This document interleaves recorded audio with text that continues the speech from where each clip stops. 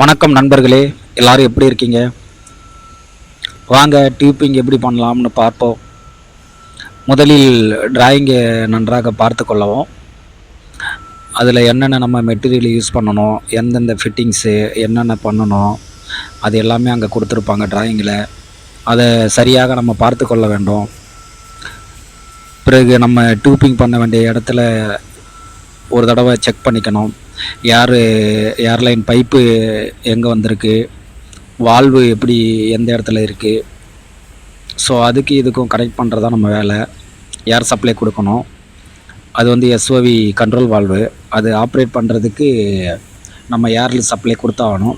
அதனால் ஏர்ல பைப் லைன்லேருந்து நம்ம கண்ட்ரோல் வால்வுக்கு வந்து டியூப்பிங் கனெக்ட் பண்ணி கொடுக்கணும். ஃபிட்டிங்ஸ்க்கு வந்து டஃப்லான் டேப் அடிக்கணும். லீக்கேஜ் எல்லாம் தடுக்கும். பின்ன துரு பிடிக்காத அளவுக்கு கொஞ்சம் நம்ம திரும்பி ரீஒர்க் பண்ணுறதுக்கு மெயின்டெனன்ஸுக்கு எல்லாத்துக்கும் கரெக்டாக இருக்கும். இது மேல் கனெக்டரு 358ஓட மேல் கனெக்டரு.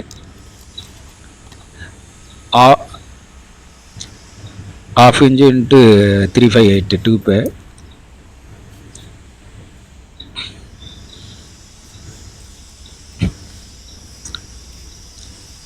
த்ரெட்டு வந்து கரெக்டாக செக் பண்ணிவிட்டு தான் டைட் பண்ணணும். ராங் த்ரெட் ஆச்சுன்னா ஃபிட்டிங்ஸு வேஸ்ட் ஆகிடும். வால்வோட அந்த ஃபிட்டிங்ஸும் வேஸ்ட் ஆகிடும். ஸோ டேமேஜ் ஆகாத அளவுக்கு நம்ம கரெக்டாக பொறுத்து டைட் பண்ணோம்.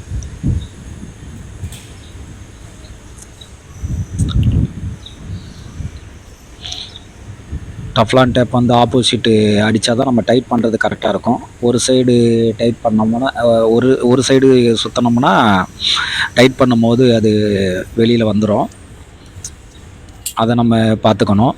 கரெக்டான ஆப்போசிட் சைடு நம்ம சுற்றினோம்னா டைட் பண்ணும்போது ஆட்டோமேட்டிக்காக அது இன்னும் டைட் ஆகும். டைட் பண்ணும்பொழுது கரெக்டாக வச்சு த்ரெட்டு கரெக்டாக பொருந்துச்சான்னு பார்த்துட்டு அதுக்கு தகுந்த மாதிரி டைட் பண்ணணும். அப்போ தான் நம்ம கரெக்டாக இருக்கும். இது வந்து நான் அட்ஜஸ்டபுளில் டைட் பண்ணுறோம். அது பண்ணக்கூடாது, தவறு. கரெக்டான ஸ்பேனர் வச்சு தான் டைட் பண்ணணும். அப்போ தான் ஸ்லிப் ஆகாத, ஃபிட்டிங்ஸும் டேமேஜ் ஆகாது. திரும்ப மெயின்டெனன்ஸுக்கு நமக்கு கரெக்டாக இருக்கும். ஸ்பேனர் இல்லாதால அட்ஜஸ்டபுளை டைட் பண்ணுறோம். மீண்டும் சந்தேகம் இருந்தால் திரும்ப ஒரு தடவை நம்ம டிராயிங்கை வந்து பார்த்துக்கிறது நல்லது. தவறு நடக்காமல் நம்ம பார்த்துக்கலாம். நம்ம இப்போ ஏர்லைன் வந்திருக்குல்ல, ஏர் சப்ளைலேருந்து வால்வுக்கு கனெக்ட் பண்ணோம். ஸோ ரூட்டை நம்மளே வந்து பிளான் பண்ணிக்கணும். இது கண்ட்ரோல் வால்வு ஏர் சப்ளை தானே, சிம்பிளாக நம்மளே பண்ணிக்கலாம். ஒன்றும் பெரிய இது இல்லை. ஒரு சில இதெல்லாம் வந்து டிராயிங் படி தான் பண்ணணும். அதிலே கொடுத்துருப்பான் ஸ்லோப்பு எப்படி பண்ணணும்னா ஊக்கப்லேயே நம்ம மெஷர்மெண்ட் எடுத்துட்டா 358ஓட பெண்டரு. ஓகேங்களா, நமக்கு தேவையான மெஷர்மெண்ட்டை எடுத்து பெண்டரில் வந்து வச்சு நம்ம பெண்ட் பண்ண வரோம். இன்னொரு வீடியோவில் வந்து எப்படி மெஷர்மெண்ட் எடுத்து எப்படி பெண்ட் பண்ணணும் அதை இன்னொரு வீடியோ எடுத்து போடுறோம் நண்பர்களே.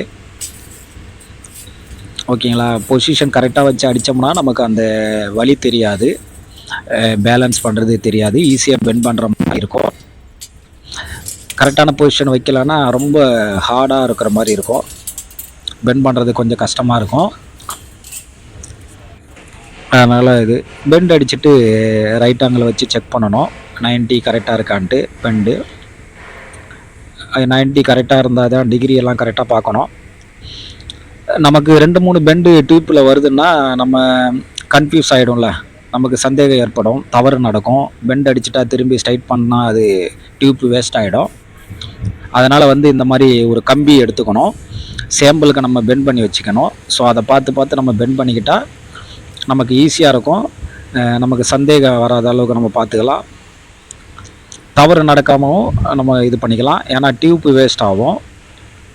அதனால் வந்து அந்த கம்பியில் இது பண்ணோம்னா அதை பார்த்து இது பெண்ட் பண்ணும்போது அந்த பொசிஷன், ஏன்னா எந்தெந்த இடத்துல பெண்ட் ஆகும், எந்த மாதிரி பொசிஷனில் பெண்ட் ஆகுன்றதை அந்த கம்பியை வச்சு தான் நம்ம இது பண்ண முடியும். ஸோ நம்ம பண்ணிவிட்டு இப்போ மாட்டுறோம். திரும்பி செக் பண்ணுறோம். செக் பண்ணிவிட்டு கரெக்டாக நம்ம லெவலெல்லாம் பார்க்கணும். அந்த லெவலு கரெக்டாக இருக்கா இல்லையான்ட்டு அதுக்கு தகுந்த மாதிரி தான் நம்ம பண்ணணும். அப்போ தான் ஒரு வேலைக்கு வந்து ஒரு நீட்னஸ் இருக்கும். ஓகேங்களா? இப்போ இதிலேருந்து இது மெஷர்மெண்ட் வந்து நம்ம எடுக்க கன்ஃப்யூஸாக இருந்ததுன்னா இந்த மாதிரி வந்து அந்த ஃபிட்டிங்ஸில் வந்து ஒரு சின்ன டியூப் வச்சுட்டு இந்த ஃபிட்டை ஃபிக்ஸ் பண்ணிவிட்டு என்ன மெஷர்மெண்ட் வருதோ நம்ம அதுக்கு தகுந்த மாதிரி மார்க் பண்ணிக்கிட்டு பெண்ட் அடிச்சோன்னா ஈஸியாக இருக்கும் நமக்கு. ஏன்னா எல்லா பெண்டையுமே டேப்லேயே பிடிச்சி எடுக்க முடியாது. ஒரு சில டைமில் இந்த மாதிரி டியூப்பை வச்சு நம்ம எடுத்து பண்ணிக்கலாம். இது வந்து கட் பண்ணுறது டியூப் கட்ரு. இது வந்து கரெக்டாக ஆப்போசிட்டில் அந்த நம்ம டைட் பண்ணும்போது தான் கட் ஆகும்.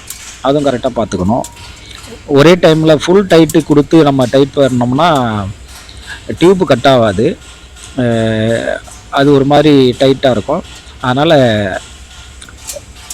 கொஞ்சம் கொஞ்சமாக டைட் பண்ணி கட் பண்ணோம்னா ஈஸியாக கட் ஆகிடும். நமக்கு சிரமம் தெரியாது. டியூப் அழகாக கட் ஆகிடும். அது எவ்வளோ கட் ஆகுமே அதுக்கு தகுந்த மாதிரி கொஞ்சம் கொஞ்சமாக டைட் பண்ணி கட் பண்ணணும். அப்போ தான் ஈஸியாக இருக்கும். ஆக்சுவலாக ஒரு ஆள் பிடிக்கும். நாங்கள் ஒரு ஆள் பிடிச்சி இது பண்ணோம்னா நல்லாயிருக்கும். ஏன்னா இந்த விழுந்துருச்சுல்ல அந்த மாதிரி விழாத அளவுக்கு அது ஃபைல் பண்ணிக்கணும். அதிலே இருக்கும், டியூப் கட்டர்லேயே இருக்கும் ஃபைல் பண்ணுறதுக்கு இன்சைடு.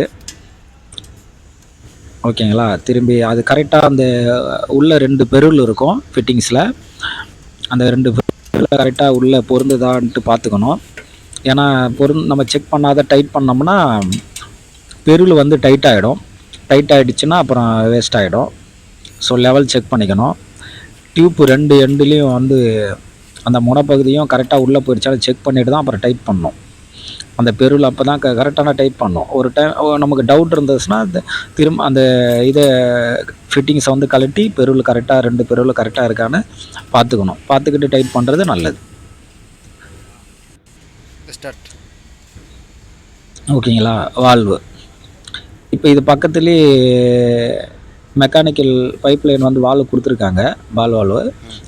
அதனால் நம்ம வந்து எக்ஸ்ட்ரா வால்வு அவசியம் இல்லை. அதனால் நம்ம ஃபிக்ஸ் பண்ணலை. பக்கத்துலேயே இருக்கிறதால எமர்ஜென்சினா நம்ம ஸ்டாப் பண்ணுறது கரெக்டாக இருக்கிறதால இடையில ஒரு வால்வு போடல. ரொம்ப லாங்கில் இருந்துச்சுன்னா இடையில ஒரு வால்வு நம்ம போட்டாகணும், ஷட்டப் வால்வு. ஓகேங்களா?